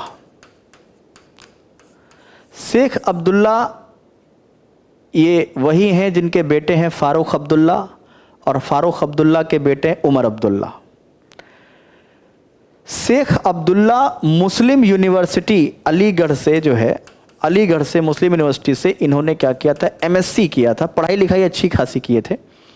और पढ़ाई लिखाई करके ये जब जम्मू कश्मीर पहुंचे शेख अब्दुल्ला, तो इनको राजा के यहाँ नौकरी नहीं मिली, क्योंकि कहा जाता है कि राजा हरि सिंह ज़्यादातर हिंदुओं को नौकरी पर रखते थे।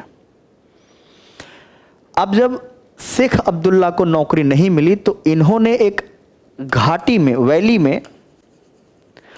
में एक आंदोलन चलाया, घाटी छोड़ो, जम्मू कश्मीर छोड़ो, शेख अब्दुल्ला। और इन्होंने एक पार्टी भी बनाई थी जिसका नाम, आज भी वो पार्टी है, नेशनल कॉन्फ्रेंस। नेशनल कॉन्फ्रेंस,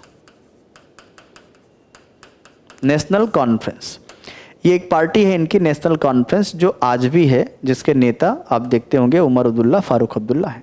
तो नेशनल कॉन्फ्रेंस इन्होंने एक पार्टी बनाई, और देखते ही देखते शेख अब्दुल्ला जो है वो घाटी में एक नेशनल हीरो बन के सामने आ गए। राजा हरि सिंह इस बात से बड़ा परेशान हो गए कि एक अदना सा आदमी मेरा विरोध कर रहा है। आप ध्यान रखें, शेख अब्दुल्ला एक समाजवादी व्यक्ति है, समाजवादी है, साथ ही साथ ये व्यक्ति सेकुलर भी है, सेकुलर भी है। और एक बात और ध्यान रखें, ये मुस्लिम लीग से नफरत करता है। आपके दिमाग में एक बात आनी चाहिए, मुस्लिम लीग से नफरत करता है। ऐसा नहीं है कि ये मुसलमान है तो ये मुस्लिम लीग, ध्यान रखना, मुस्लिम लीग से क्या करता है, ये नफरत करता है। क्योंकि जिन्ना बहुत बार प्रयास कर रहे थे कि शेख अब्दुल्ला हमें सपोर्ट करें तो जम्मू कश्मीर में अभी हम दौड़ करके कब्जा कर लेंगे। यहां पे क्या हुआ कि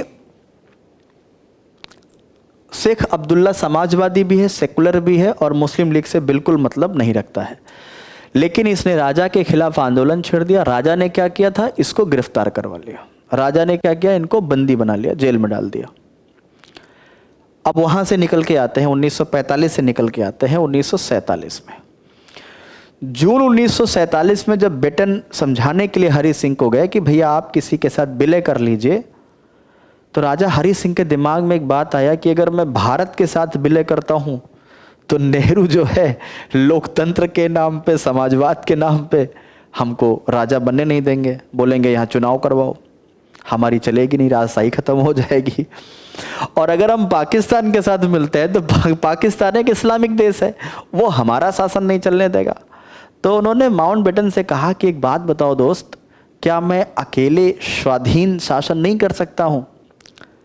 तो बेटन ने कहा कि साहब कर सकते हो, ठीक है, ये सुनने में अच्छा लगता है, लेकिन ये प्राकृतिक रूप से सही नहीं है, वैज्ञानिक रूप से सही नहीं है। जब दो देश लड़ेंगे तो उसमें पिस जाओगे आप। ये बातचीत चल ही रही थी कि उसी बीच एक छोटी सी घटना होती है और यहां पर पाकिस्तान ने एक बहुत बड़ी गलती कर दी। आपने देखा होगा पाकिस्तान अक्सर गलती करता है और यहाँ पे पाकिस्तान से एक बड़ी गलती हुई। पाकिस्तान से गलती ये हो जाती है कि उसने 20 अक्टूबर 1947 को क्या किया,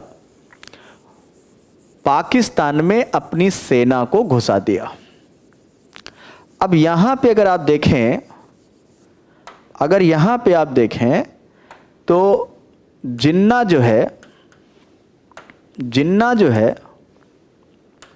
वो क्या है, गवर्नर जनरल है। जिन्ना क्या है, गवर्नर जनरल है। गवर्नर जनरल है कहाँ का, पाकिस्तान का। और उस समय जो सेना के हेड थे, आर्मी के जो चीफ थे जिनको आप कहें, वो थे अकबर खान। तो अकबर खान को जिन्ना ने कहा कि एक काम करो, आप कुछ कबीलाई लोगों को लो और अपने कुछ सैनिकों को उनके भेष में बदलो और उसके बाद फिर जो है उनको भेज दो। पाकिस्तान ने एक बहुत अच्छा सा स्टंट किया, एक बड़ा सा नाटक किया, लेकिन उसमें वो फंस गए बेचारे, क्या करें। उन्होंने क्या किया, वहाँ पाकिस्तान में जो वजीरिस्तान का जो क्षेत्र है, वहाँ के कुछ जनजातीय इलाकों से कुछ जनजातियों को इन्होंने लड़ाका बनाया। इन्होंने कहा कि हम कोई मिलिट्री एक्सरसाइज नहीं करेंगे, इन्हीं को ट्रेंड करेंगे और भारत पे ट्राई करेंगे। 20 अक्टूबर को कुछ कबीलाई लोगों को लिया और कुछ अपनी सेना के जवानों को बिना वर्दी के उस सेना में शामिल किया। करीब 10 से 12 हजार लोगों को लेकर के ये पाकिस्तान से चले और ये भारत के कश्मीर में प्रवेश कर गए। 20 अक्टूबर 1947 ये वो दिन था जब इन्होंने कश्मीर में अटैक किया और इसकी खबर राजा हरि सिंह को पहुंची और 20 अक्टूबर को ये पहुंच गए मुजफ्फराबाद ये पहुंच गया। मुजफ्फराबाद जिसे आज हम पीओके की राजधानी कहते हैं। अब जब पीओके की राजधानी में ये पहुंच गए, मुजफ्फराबाद में पहुंच गए, तो उन दिनों अगर आप देखें तो जो राजा हरि सिंह हैं, हरि सिंह के जो सेना के ब्रिगेडियर थे उनका नाम था राजेंद्र सिंह। राजेंद्र सिंह ने बहुत बार इनको समझाया हरि सिंह को कि सर देखिए ऐसा है, आपकी सेना में 70% से ज़्यादा क्या है, 70% से ज़्यादा क्या है, आपके यहाँ मुसलमान सैनिक हैं। तो आप जो है इतना ज़्यादा मतलब प्रेशर मत लीजिए, ये समझ लीजिए कि ये सैनिक कभी भी प्रलोभन में आ सकते हैं और पाकिस्तान की तरफ से जाके लड़ सकते हैं। अब हरि सिंह ने क्या किया, वहाँ से कश्मीर से निकले और कश्मीर से निकल करके ये पहुँच गए जम्मू। ये जम्मू पहुंच गए और इधर जो पाकिस्तान की सेना थी मुजफ्फराबाद के बाद ये कहां पहुंची, उरी पहुंचे। उरी जहां पर झेलम नदी है और उरी झेलम को क्रॉस करके इनको आगे श्रीनगर तक आना था। हुआ क्या कि यहीं उरी में नदी के ऊपर बना हुआ था एक पुल, नदी के ऊपर बना हुआ था वो पुल। राजेंद्र सिंह जब वहां पहुंचते हैं तो राजेंद्र सिंह के दिमाग में एक बात आई कि अगर मैं इस पुल को तोड़ देता हूं तो ये सेना यहां नहीं पहुंच पाएगी। ये झेलम नदी का इतिहास बड़ा पुराना है। एक ज़माना था कि झेलम के उस पार सिकंदर और इस पार पोरस की सेना थी। यहाँ भी आप देख सकते हैं कि झेलम के उस पार पाकिस्तानी कबीलाई सेनाएं और भारत के राजेंद्र सिंह अपनी सेना के साथ इसका सामना कर रहे थे। राजेंद्र सिंह ने क्या किया, उस पुल को उड़ा दिया। राजेंद्र सिंह ने उस पुल को उड़ा दिया कि भाई ये जब पुल नहीं रहेगा तो सेना इस पार नहीं आ पाएगी। और इसी में राजेंद्र सिंह क्या हुए, शहीद हो गए। इसी पुल को उड़ाने के दौरान क्या हुआ, राजेंद्र सिंह शहीद हो गए। लेकिन सबसे बड़ी बात क्या थी कि राजेंद्र सिंह शहीद तो हुए लेकिन वो 2 दिन दे के चले गए और वो 2 दिन काफी होता है।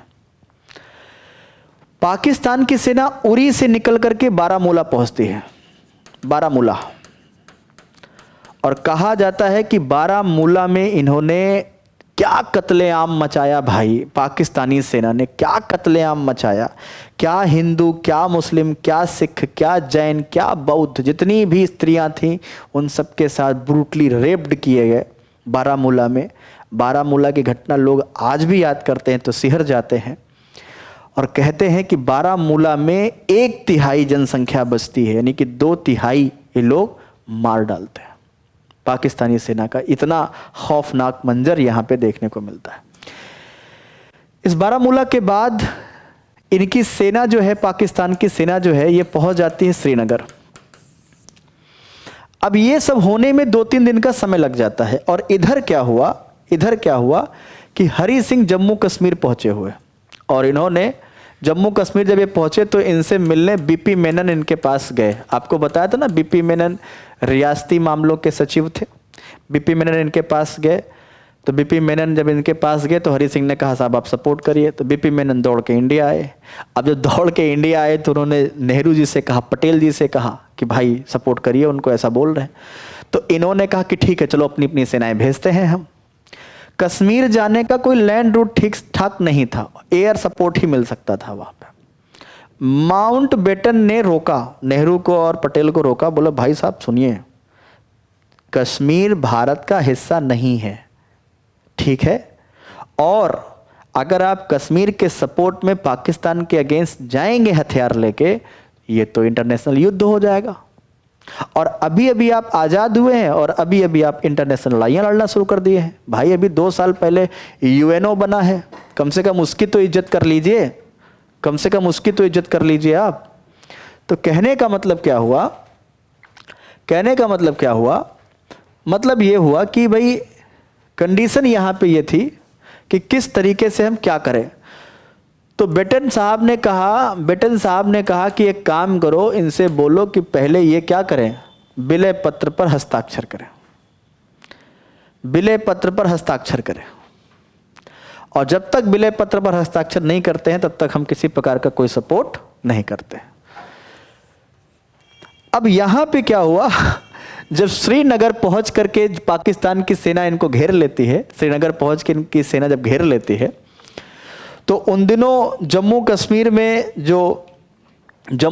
के जो पीएम थे, यानी हरि सिंह के अंडर में थे, उनका नाम था मेहर चंद, ध्यान रखना, मेहर चंद महाजन, इनका पूरा नाम था मेहर चंद महाजन, ठीक है ना, इस बात का ध्यान रखेंगे। मेहर चंद महाजन ये जम्मू कश्मीर के प्रधानमंत्री थे हरि सिंह के अंडर में। मेहर चंद महाजन और प्लस बीपी मेनन,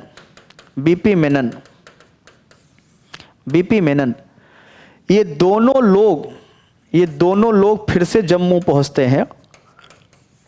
तारीख है 26 अक्टूबर 1947, और मेहर चंद महाजन और बीपी मेनन ने समझाया हरि सिंह को कि साहब देखो ऐसा है, अब कुछ हो नहीं पाएगा, बचा लो, ये लो विलय पत्र, इस पे साइन कर दो।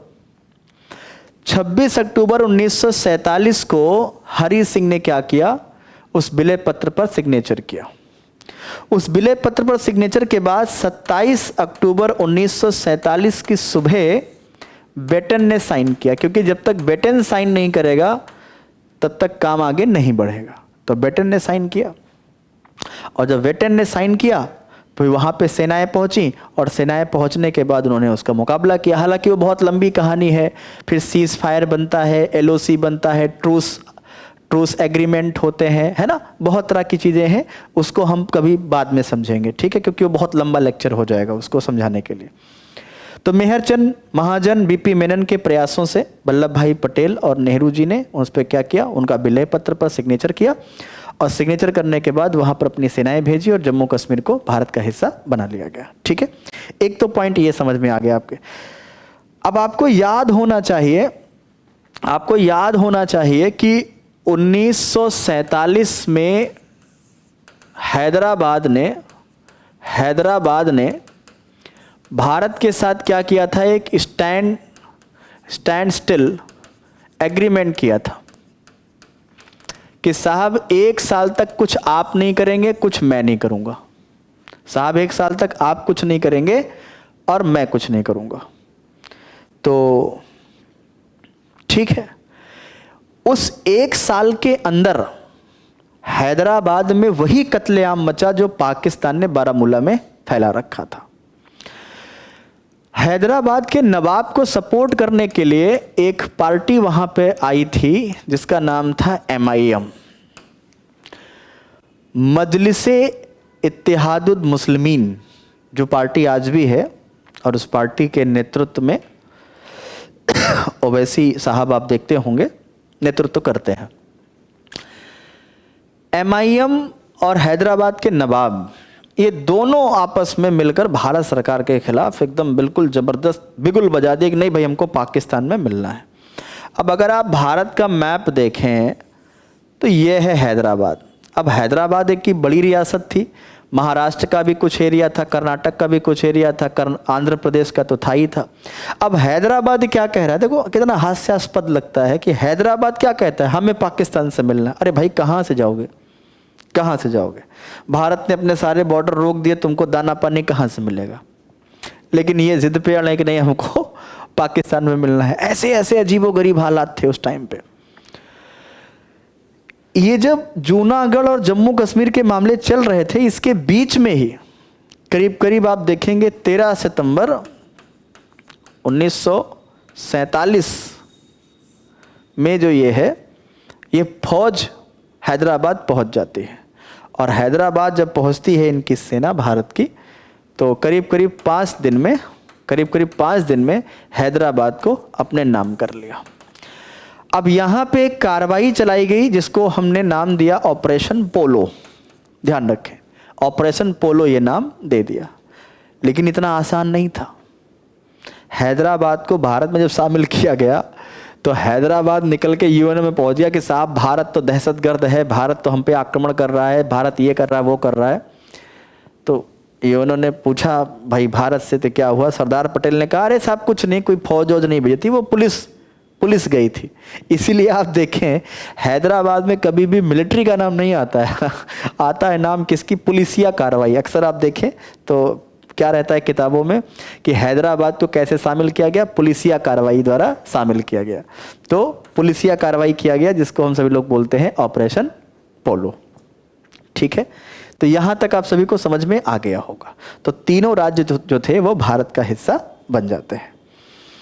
अब सबसे बड़ा मुद्दा ये आता है, हमारे देश का जो संविधान था, मेकिंग ऑफ कॉन्स्टिट्यूशन, वो क्या था? 26 नवंबर 1949 और 26 जनवरी 1950।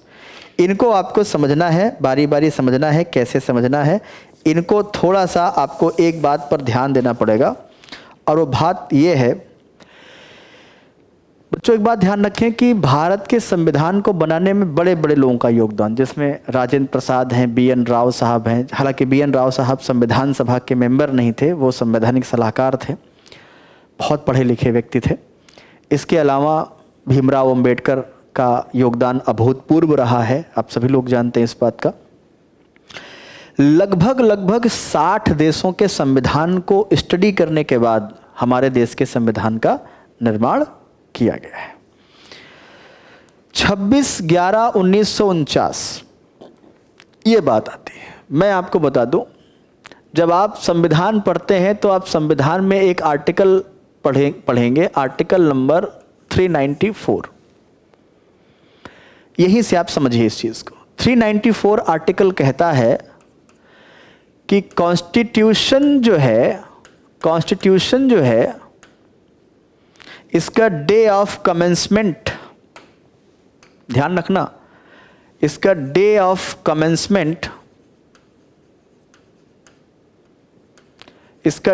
कमेंसमेंट जो है वो है 26 जनवरी 1950। ये साफ साफ लिखा हुआ है, ध्यान रखना। ये 2 आर्टिकल आपको बहुत महत्वपूर्ण है, जान लीजिए। 394 आर्टिकल में साफ साफ लिखा हुआ है कि साहब ये संविधान 26 नवंबर 1949 को बनकर तैयार हो गया है, लेकिन ये लागू होंगे 26 जनवरी 1950 से। लेकिन इसके कुछ प्रावधान, जैसे सिटीजनशिप के कुछ आर्टिकल है ना, सिटीजनशिप के कुछ आर्टिकल, इलेक्शन कमीशन को काम करना था उसके कुछ आर्टिकल है ना, तो ये सभी क्या थे, 26 नवंबर को ही लागू कर दिए गए थे। लेकिन कंप्लीट तरीके से फुल कॉन्स्टिट्यूशन जो है वो इंप्लीमेंट कब हुआ, 26 जनवरी 1950 को। ये कहाँ लिखा है, 394वें आर्टिकल में लिखा है। एक बात तो ये। अब दूसरा, उन लोगों के लिए जो लोग कहते हैं कि भारत को लीज पे दिया गया है, तो भाई मेरे आर्टिकल 395 आप आर्टिकल जब आप पढ़ेंगे तो उसमें साफ साफ लिखा हुआ है कि जिस दिन ये संविधान लागू होगा, on day of commencement, on day of commencement, day of commencement, जिस दिन यह संविधान लागू होगा उस दिन से इंडियन इंडिपेंडेंट एक्ट 1947 रद्द हो जाएगा और गवर्नमेंट ऑफ इंडिया एक्ट जो है, गवर्नमेंट ऑफ इंडिया एक्ट जो है 1935 भी अपने आप क्या होगा, रद्द हो जाएगा। तो ये दोनों तो क्या हो गए, रद्द हो गए। ये दोनों अपने आप क्या हो गए, रद्द हो गए, क्योंकि आपको पहले ही बताया था कि हमारे संविधान के पास ये शक्तियां हैं कि वो किसी को भी रद्द कर सकता है। ठीक है ना। तो ये बात दोनों क्लियर हो गई हैं। क्लियर हो गई तो आगे हम समझें। देखें, अब सबसे बड़ा हमारे सामने प्रश्न ये आता है कि संविधान जब इस दिन बन गया था तो 26 जनवरी को क्यों लागू किया गया। इसको समझने के लिए थोड़ा सा हमें इतिहास में जाना पड़ेगा, थोड़ा सा इतिहास को समझना पड़ेगा। अमेरिका से स्टार्ट करते हैं। आप सभी लोग जानते हैं कि अमेरिका और इंग्लैंड के बीच जो संघर्ष हुआ है वो लगभग 1775 से लेकर 1783 के बीच में हुआ है। ध्यान रखना, अमेरिका और इंग्लैंड के बीच जो संघर्ष हुआ है वो 1775 से लेकर 1783 के बीच में हुआ है। अमेरिका के लगभग 13 देश, ध्यान रखना, अमेरिका के लगभग 13 देश जो थे उन्होंने अपने आप को 4 जुलाई 1776, 4 जुलाई 1776 को इंडिपेंडेंट घोषित कर दिया। क्या किया, 13 देशों ने, जो 13 देश कॉलोनी थे इंग्लैंड के, उन 13 देशों ने 4 जुलाई 1776 को अपने आप को इंडिपेंडेंट घोषित कर दिया। ठीक है। लेकिन ये संघर्ष खत्म कब हुआ, संघर्ष खत्म हुआ सितंबर 1783 में। आप देखें ध्यान से। और अमेरिका का अगर मैं बात करूं कॉन्स्टिट्यूशन का, तो इनका कॉन्स्टिट्यूशन आता है 1787 में। ये आप देखें 1787 में, ये देखते चलिए आप सब लोग। तो अगर आप देखें तो कंप्लीट इंडिपेंडेंस जो मिली है, कंप्लीट इंडिपेंडेंस जो मिली है अमेरिका को, वो यहां मिली है। जैसे हम कहते हैं कंप्लीट इंडिपेंडेंस भारत को कब मिली, संविधान लागू होने पर, लेकिन इंडिपेंडेंस मिलती 47 में। यहां पे भी अगर आप देखें तो अमेरिका आजाद कब हो रहा है, 1783 में। लेकिन इन्होंने अपने आजादी का जो दिन डिसाइड किया वो क्या है, 4 जुलाई 1776, जबकि आजाद हुए इसके 7 साल के बाद। अब इसी चीज को समझें भारत में। तो 4 जुलाई का महत्वपूर्ण रोल है, इसीलिए अमेरिका 4 जुलाई को ही अपना इंडिपेंडेंस डे मनाती है, जबकि आजाद एक्चुअली में कब हुए हैं, सितंबर 1783 में। ध्यान रखें इस बात का। अब ऐसे भारत में आ जाए। भारत में आप सभी लोग जानते हैं कि आईएनसी का एक 1929 में सेशन हो रहा था लाहौर में, आपको याद होगा, लाहौर में। और इस लाहौर की अध्यक्षता कर रहे थे पंडित जवाहरलाल नेहरू कर रहे थे। वहीं पर इन्होंने पूर्ण स्वराज की बात की थी। और इन्होंने 1929 में ही मिडनाइट में लाहौर में रावी नदी के किनारे तिरंगा झंडा फहराया और ये घोषणा की। अब इस घोषणा की जब बात आती है तो ये बैठक 28 दिसंबर से लेकर के ये बैठक 2 जनवरी तक चली थी, 1930 तक ये चली थी, 1929 ये बैठक इतने दिन चली थी। और 2 जनवरी 1930 को नेहरू घोषणा करते हैं कि हम 26 जनवरी 1930 को स्वतंत्रता दिवस मनाएंगे, स्वतंत्रता दिवस मनाएंगे। इस बात का ध्यान रखें। 26 जनवरी 1930 को नेहरू जी ने घोषणा की कि भाई 26 जनवरी तक हम आज़ादी लेके रहेंगे, तो 26 जनवरी को क्या करेंगे, हम स्वतंत्रता दिवस मनाएंगे। तो 26 जनवरी 1930 से लेकर के हर साल भारतीय राष्ट्रीय कांग्रेस हर साल 26 जनवरी के दिन स्वतंत्रता दिवस मनाती आ रही थी। और उन्हीं कांग्रेस के जो मेंबर्स थे वो संविधान सभा में भी थे। तो संविधान सभा ने यह तय किया कि इस 26 जनवरी को हम एक ऐतिहासिक रूप दें, इसलिए भारत के संविधान के आर्टिकल 394 में इस बात को मेंशन कर दिया गया कि जो कॉन्स्टिट्यूशन का डे ऑफ कमेंसमेंट होगा वो 26 जनवरी 1950 होगा।